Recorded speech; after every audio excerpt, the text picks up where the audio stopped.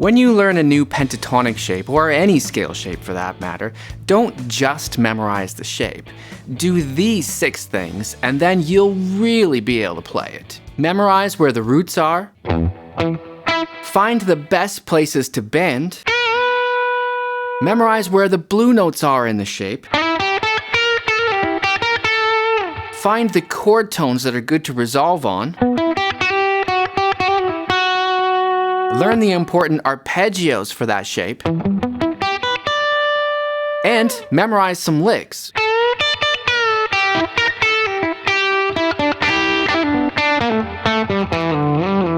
If you've been playing guitar for a while, you've probably learned how to play what we call shape 1. I call it easy shape. But there's another pentatonic shape. It is the next most common shape, and you'll hear it in everything from Led Zeppelin to Lynyrd Skynyrd. So we want to get good at this shape, right? So we're going to apply these 6 principles to learning this shape. Some people call it shape 4. Some people call it the C shape. Some people call it the D shape. I call it the funny B string shape.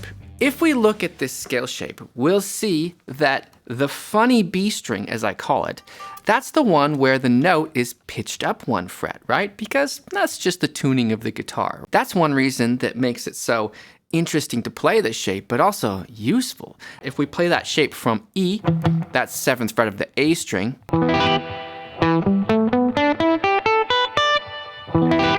we've got to follow these 6 steps to mastering the scale shape.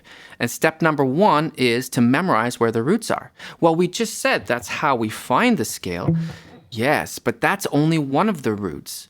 There's 2 roots in this scale shape. Why would we want 2 roots? And that's because we want to be able to resolve on the root of the key. And it's not only there, it's also here, in this case, 9th fret of the G string. We can memorize that so that we can know where to resolve our phrases to. Now, there's other options for resolving phrases, but this is a particularly good one. I could take any simple lick and resolve it to that root. It's always going to sound good.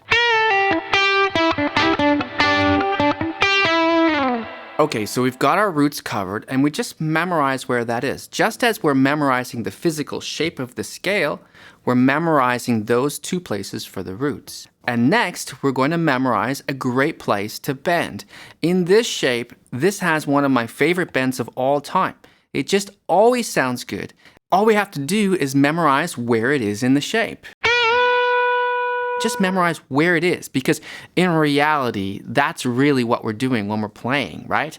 We're mostly just using shapes. So where is the note? It's right here on the B string. In this case, it's the 10th fret. It's the 10th fret because we're in E minor pentatonic, but we just memorize where it is relative to the scale shape. And there it is. The other really cool thing about that bend is not only can we bend it a whole step, we can also bend it a half step. Why is that? Well, we're going to get to that because step number 3 of our 6-step method is to memorize where the blue notes are. And the blue note in this case, well, it's in 2 spaces, right? Like a lot of our pentatonic shapes, we have 2 spaces for it because that's just the way it works out. And if we think back to easy shape for E minor pentatonic would be up here, and the first blue note would be walking like this. It's there.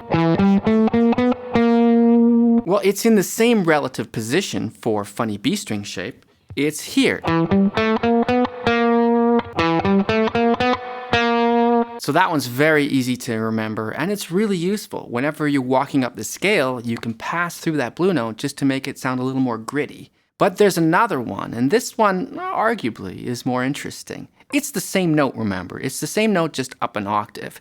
But it's up here on the B string. In this case, it'll be the 11th fret. So if I walk to it from the root, it's right there. That gives us that really cool dissonant sound. It's instantly blues or blues rock, and honestly, it can be used in funk. It could be used in so many different styles of guitar. So let's talk about that bend again. And because remember when I said that our favorite bend there at the 10th fret, or let's just call it the higher end of the B string for shape 4, our favorite bend can be bent a whole step or a half step. We know why now, because the blue note is a half step up, right? We said that if I bend that note a whole step, it resolves to the fifth of the chord or the key, and that's always going to sound good. If we hear it against the chord, it'll sound like this. But we could also bend it a half step for some dissonance, for some really bluesiness, and we just give it a little bend in that case. Let's do step 4, and that is memorizing where there are some important chord tones in the scale shape. We said that this pentatonic shape is particularly interesting because we can see this chord right inside the shape very easily. We can see that funny B string shape right there when I hold this E minor bar chord. We can see the note is right there with the second finger. And that's how easy it is to memorize where chord tones are. We didn't have to memorize that that's the minor third of an E minor and that that's an G note. I mean, that's really good information to memorize, for sure. But actually, in the moment, when we're improvising, we don't need to think all that. We don't need to calculate all that. We can just visualize where it is. There it is. And now we know that that is an especially cool note to resolve on, especially when the song is on E minor. So any lick that we play now, we know we could resolve on the root, that'll be good, but we also know we can resolve on the minor third, and it's that note right there. Just memorize where it is in the pentatonic shape and try to visualize the chord shape at the same time. That really helps to be able to see both at the same time. Now we've only done the first 4 of 6 steps, but if we combine those 4 steps, that's already going to be a very cool sound. What if I start a lick on the root, I do my favorite bend, I hit the blue note, and then I resolve on that minor third? That's going to be a pretty cool lick. In our Patreon this week, we're going to have 4 pages of ideas taking you through this 6-step process on shape 4 in minor pentatonic, and we're going to do it in major pentatonic too. But we have 2 more things that we can still cover to truly master this scale shape. And number 5 is arpeggio. Now there's lots of arpeggios that we could apply, but let's just do one here and we'll do some more in our Patreon. So I'll do a simple minor chord arpeggio that works great in this shape. It's right here. If we think of, again, we just relate it back to chord shapes that we already know. You could just play the chord. That is pretty cool. Or you could just take a smaller piece of the chord. Let's just take the top 3 notes of that chord. It's like a little diagonal line like this. We want to be able to visualize that arpeggio as being a part of this bar chord, but we also want to be able to visualize it as being a part of that minor pentatonic shape, because it's right out of that shape. The notes are just there in the shape, and if we see all 3, it's like the arpeggio just lights up for us. We could use this arpeggio as a kind of a launch to another lick.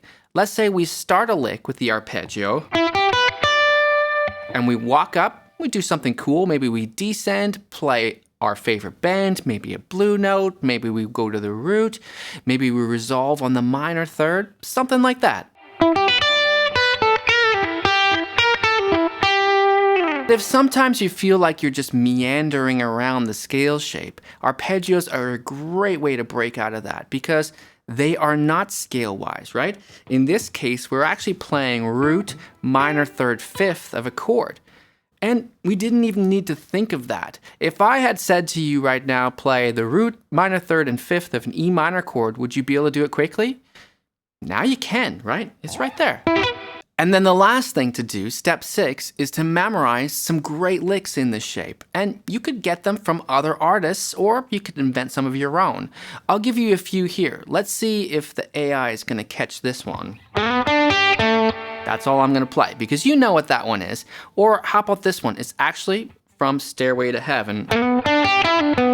That's in the solo there somewhere. Or just start with a bend, find a blue note, resolve on a minor third. That's a great lick in itself. A great way to develop more licks in any scale shape like this one is to use what I call the infinite lick machine. And I've got a video on how to do that right here. You can check that out. My name is Blue Morris and I teach guitar lessons right here in Vancouver, Canada. I'll see you in the next one.